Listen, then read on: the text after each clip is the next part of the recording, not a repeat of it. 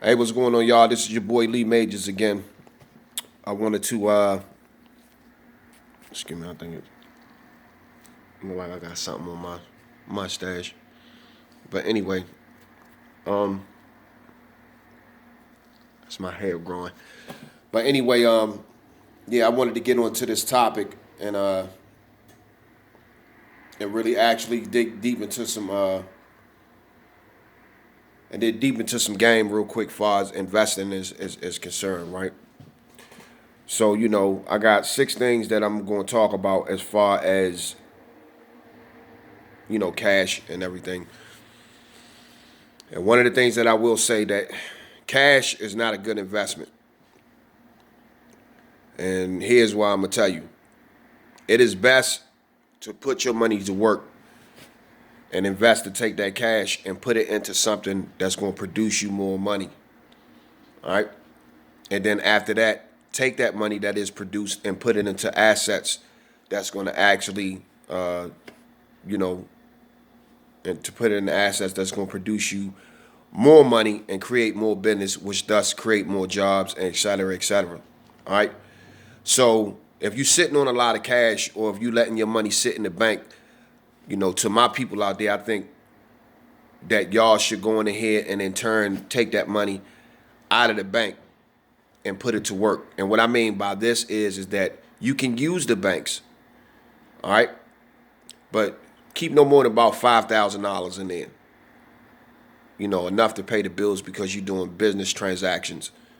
Okay, so you can have your checkings and your checkings account where you have different activities, going on as far as paying the bills and everything like that. But I would say that if you do have extra cash, that other 30% of your income needs to be put into infrastructures that's going to produce you more money in the future.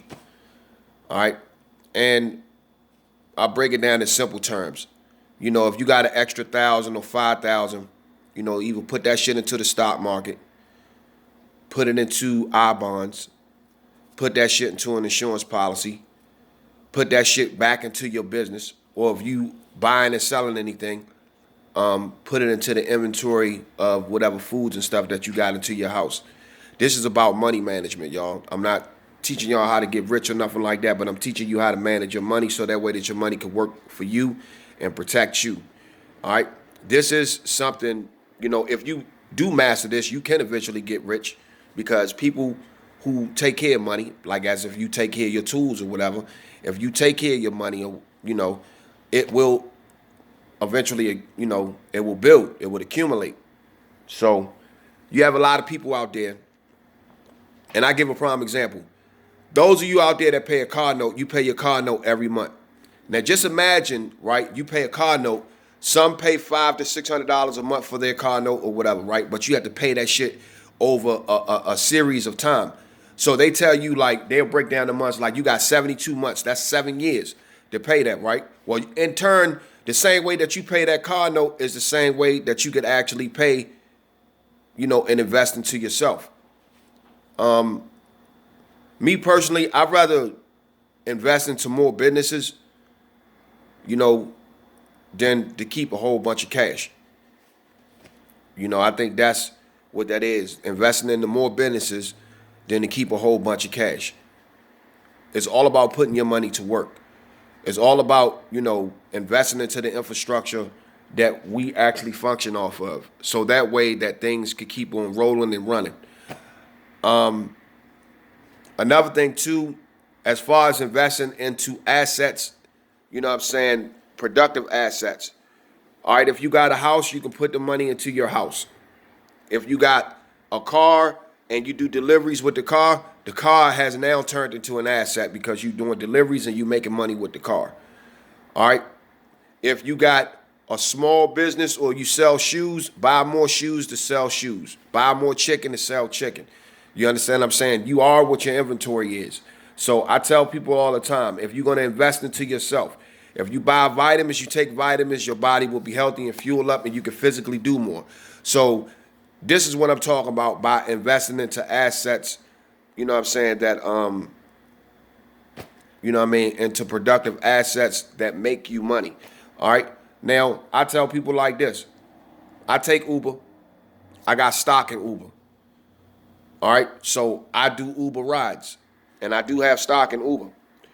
And I take Uber rides, and I also get points, you know what I'm saying, and perks off of when I redeem my points, right?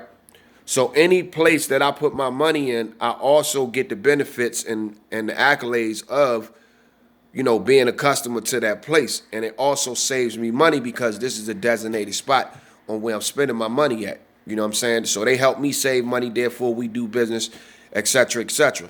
Like with the Uber rides, you know what I'm saying? I invest $400 a month in Ubers, you know what I mean? And I save money.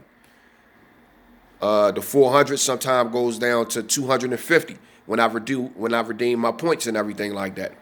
But by me owning stock in the Uber and investing into Uber, Uber rewards me for certain different things by being a faithful customer to that. So these are just some examples on what I'm talking about. You know what I mean? When you pay your mortgage, you know, when you pay your mortgage to your house, you know what I'm saying? Your house, you start to develop an equity line of credit. If you put money into, you know, if you put money into that asset, you know what I'm saying? So it's imperative that you do pay, you know what I mean, your mortgage to your house, you know what I'm saying? So, you know, you investing into somewhere to stay. That's why you have to pay rent, and that's why you have to pay mortgage. You understand what I'm saying? So you investing into a place to stay. I don't look at these things, and these are the 101 things that people need as far as the basic 101 things that they need to survive. You need shelter, for one. So you cannot sit up there and complain about, you know, paying bills, you know, as far as the shelter. 50% of your income needs to go into protecting, you know, what you need in order to survive out here, you know, far as a roof over your head, food to eat, and basically like electricity, clothes, you know, health and beauty, et cetera, et cetera. So as far as when it comes to 101 basis, all right, that's 50% of your income. The other 50 need to be chopped down, you know what I'm saying, into, how can I say, 30% you need to put away, 20% you need to operate off of, you know what I'm saying, and 10% you need to go ahead and you need to pay yourself. So it's just like with that, when you structure your stuff like that, you know where every dollar goes at. That means when you come out here, you're not wasting time and you're not working for nothing. I believe that, you know, everyone could have a system within managing their finances and make life way more easier. You just have to stick to the system. So I tell all of you, you know what I'm saying, out there that, you know, that's how you need, you know, money management is something that's important, you know, so that way that you won't have mad dollars going every which way and you're not keeping up with what you're doing. Another thing too, far as staying in your area of competence, stay in your area of what you're good at doing. That's how you can maximize and be most successful at what it is that you're doing. Look at whatever it is that you're good at doing and maximize on that and see if you could actually make something out of that. As far as whether it be a career, you know what I mean, but you can get, you know, while if it is a career, you can make money off of it or whatever, but stay in your area of competence. Always try to, you know, the whole main goal in life is to create something that you could allow people to use, you know what I'm saying? So stay in your area of competence, you know what I mean? Like whether you're a builder, professor, teacher, whatever, you know what I'm saying? From teaching, you know what I'm saying, to engineering work, from engineering, you know what I mean, to agriculture or whatever, stay within your area of competence. Is very important, you know. If you only had like maybe 20 chances in life, you know what I'm saying, to do what you're supposed to do, you will make sure that you make the correct decision, you know, because you're very limited or whatever. You know, you ain't got but so many chances. So stay in your area of competence. And also, you know, whatever that you invest into, evaluate these companies. You know what I'm saying? Evaluation. You always want to look at certain things. When you evaluate something that you want to put money into to make more money later on, evaluate these companies. That's how you are, you know, that's how you become successful in investing, by the research, you know, seeing, you know, what the company does, how would it work? Would you yourself buy certain different things. All right, this is not, this is not rocket science. You know what I'm saying? This is basic. This is basic common sense shit. You know, make sure that you do proper evaluation, and and what you want to do as far as where you want your money to go and how you want your money to grow. You know what I'm saying? Also do the necessary base 101 math, as far as the time factor.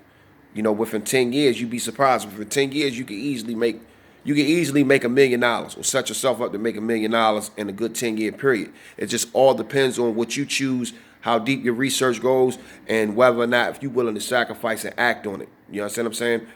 Another thing too, if you're gonna play big, don't waste no opportunities. If you're gonna play big, don't waste no opportunities. I say this again. If you're gonna play big, don't waste no opportunities. Make sure that you value your time. All right? It take time to make time. So make sure that every piece of time that you got, that it actually counts.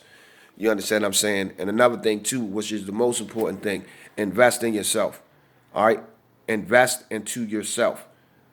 You take time out. If you're working for anybody else, if you're working for another company or whatever, right, and you working towards something that you feel as though you can bring the table to yourself, of course, I'm not telling everybody can't be an entrepreneur. But, you need your hustle. You have to bring some money in to take care of yourself so that way that the art can breathe on what you're trying to, bring out to the world. Until that start functioning on its own, then therefore, you crop time out to take time out for yourself to invest into yourself. Whether you need to read or write better, whether you need to do some research, or if you're trying to acquire another skill, you take a few hours a day and you could actually add on to that. Whether you want to be a speaker or whatever like that, you could actually take a couple classes or get a couple, certifications on speaking, handling food or whatever like that. You could also do, stuff on that. Pretty much, man, it's just about managing your time, managing your money, making sure all your resources go into the proper areas, and making sure that you put back into your household and family like the way that you're supposed to. And it doesn't take a whole lot in order to get this shit straight. You know what I'm saying? It's just, read, I would advise everybody, do about 2-3 hours a day of reading. Shit. I ain't even gonna say 2-3 hours a day. For the same as amount of time that you take a shit on the toilet in the bathroom, which is like 20 minutes for some people, you know what I'm saying? Or, you know what I mean? So it's like 20 minutes a day to keep the bullshit away if you pick up a book and read on whatever it is that you want. But, on your financial education, or to be educated financially more on how to manage your money, I think this is prominent and dominant, to put at the forefront, of everybody's priority. Especially, as far as the urban community is concerned, because right now we have a lot of wealth switching. So we're about to go in 2023. I would advise everybody, to really look carefully at what the hell that they're doing. All right? It's a lot of things going on in the world. So we have to take what we got right now, and we have to make sure that we do everything that we're supposed to do with it. But, yeah. Until next time, this is Lee Majors, Chief of Commander of USF, which stands for acronym Urban Special Forces. Yo, subscribe to the Verse for Verse channel, where I'm going to be dropping more of these jewels and shit. And the way how I'm explaining this is very basic and very simple. All right? You have to know where everything is going. I'm going to show you something real quick. You see this?